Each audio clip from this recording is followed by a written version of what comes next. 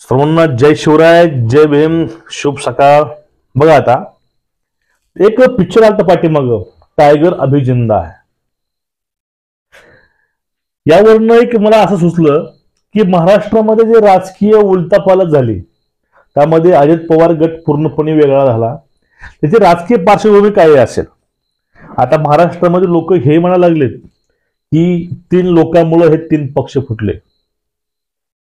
प्रथमतः संजय राऊतामुळे शिवसेना फुटली, दुसरं सुप्रियाताईमुळं राष्ट्रवादी फुटली, आणि तिसरं ते म्हणजे नाना पटोलेमुळं काँग्रेस फुटला. पण या ठिकाणी लोक ह्या गोष्टी नाही बोलत की शिंदेमुळे शिवसेना फुटली, अजित पवारांमुळं राष्ट्रवादी फुटली आणि अशोक चव्हाणामुळं काँग्रेस फुटलं. हे लोक हे गोष्टी बोलत नाहीत. हे लोक गोष्ट फक्त ह्या तिन्हीवरती बोलतात. समजून घ्या, या ठिकाणी एक वारंवार गोष्ट आपल्याला बघायला मिळते राजकारणामध्ये.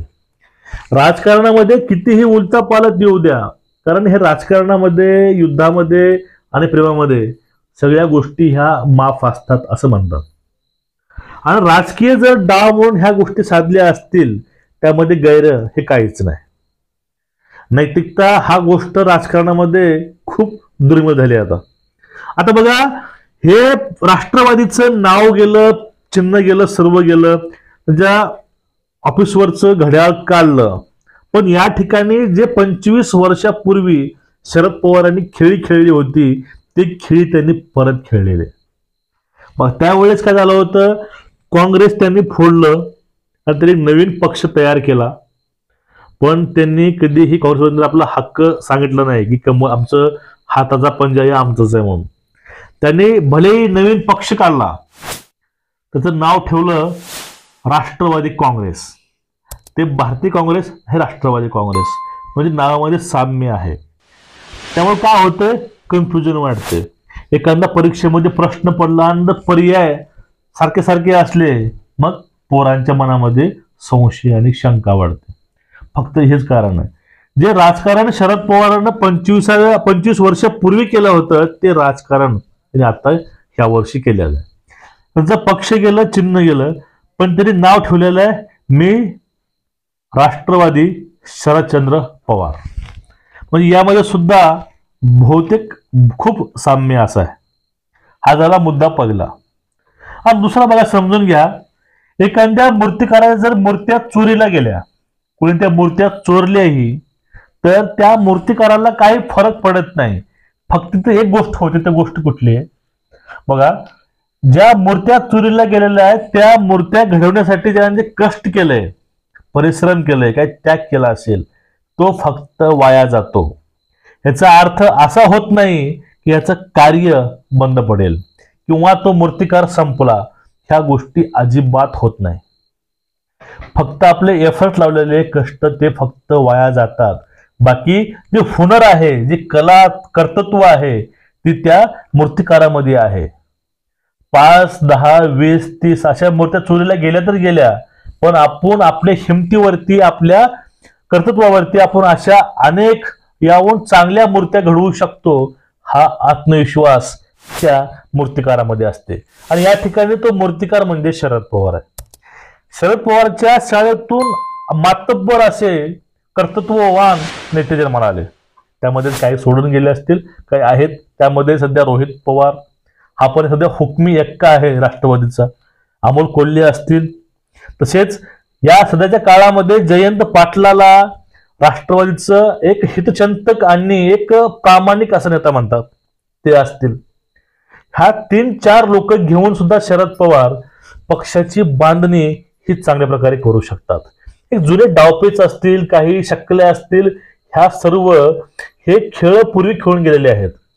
जे सध्या आता खेळ बाकीचे पक्ष खेळत आहेत, हा खेळ 25 वर्षापूर्वी शरद पवार खेळून गेलेले आहेत. त्यामुळे ह्या गोष्टी शरद पवारांसाठी नव्या नाहीत. समजून घ्या, एखादा कानं मुडलेला पैलवान, एक रंगलेला मातीमधला पैलवानाला पुढे कुठलाही असा पैलवान येऊ द्या, त्याला काहीही फरक पडत, त्याचा पाय डगमगत नाही. कारण काय, त्याला प्रत्येक डाव माहिती असतो. एक ध्यान ठेवा गोष्ट, एक कुठलाही शिक्षक किंवा कुठलाही पैलवान पुढच्या पैलवानाला पूर्ण डाव कधी शिकवत नाही. का समजून घ्या. एक एक त्यापेक्षा डाव असा शिल्लक असतो, कारण तो डाव म्हणजे त्या गुरुची ओळख असते. एखाद्या वस्तादानं चांगलं शिकवलं तर तो पैलवान पलटून गुरुला पाडू शकतो आणि मी कसा गुरुपेक्षा श्रेष्ठ दाखवू शकतो. म्हणून पैलवानाचा वस्ताद एक डाव राखून ठेवतो आणि ज्यावेळेस तो पुढला उतावळ होतो त्यावेळेस तो डाव त्यावरती वापरतो आणि त्याला चित करतो. आता असं वाटतं की शरद पवारांची आता राष्ट्रवादी संपली, पण यांच्याकडे सुद्धा एक डाव शिल्लक आहे आणि तोच डाव ह्या इलेक्शन तुम्हाला दिसून येईल लोकसभेच्या 2024च्या. हा झाला मुद्दा. पुढचा बघा. आता 2019 मध्ये ज्यावेळेस असं वाटलं होतं की मोदी लाट आलेली आहे आणि त्या लाटेमध्ये आपलं जे अस्तित्व आहे, स्टँड आहे, ते ठेवणं खूप मुश्किल होतं. त्यावेळेस पावसामध्ये सभा गाजवल्या शरद पवारांनी आणि जिथं वाटलं होतं तिथे सीट येणार नाहीत ते सुद्धा सीट निवडून आणलेले आहेत. त्यामुळे आता ह्या वेळेस कुठला नवीन एक डाव पवार टाकतील याकडे सर्वांचं लक्ष आहे. आणि जो मतदारसंघ आहे बारामती, त्यावरती पाठीमागे अजित पवार हे सांगितले होते की बारामतीमध्ये तुमच्याकडे एक माणूस येईल, तो म्हणेल माझी शेवटची निवडणूक आहे, तो भावनिक साथ घालेन, त्याला तुम्ही बळी पडू नका. त्यावरती शरदचंद्र पवारांनी सांगितलंय की मला निवडणूक लढवायची नाही. ठीक आहे. ह्या गोष्टी आहेत आणि या सर्व गोष्टी बघून असं वाटायला लागलं की महाराष्ट्रामध्ये लोक म्हणतात की राजकारण संपुष्टामध्ये येतंय, राष्ट्रवादी फक्त नावापुरती उरली काय. ह्या सर्व गोष्टीवरती अखेर फुल स्टॉप हे शरद पवारच घालू शकतात. कारण म्हणतात ना, जर एखाद्या व्यक्तीला पोहायला आलं आणि त्यानं 20 वर्ष पोहणं सोडून दिलं आणि त्याला जर 21 वर्ष सांगितलं जाऊन पोह, तो नक्कीच पोहू शकतो. कारण कलेचा वारसा, ती साध्य केलेली एक कला माणूस कधीही विसरू शकत नाही आणि हीच कला शरद पवाराकडे आहे.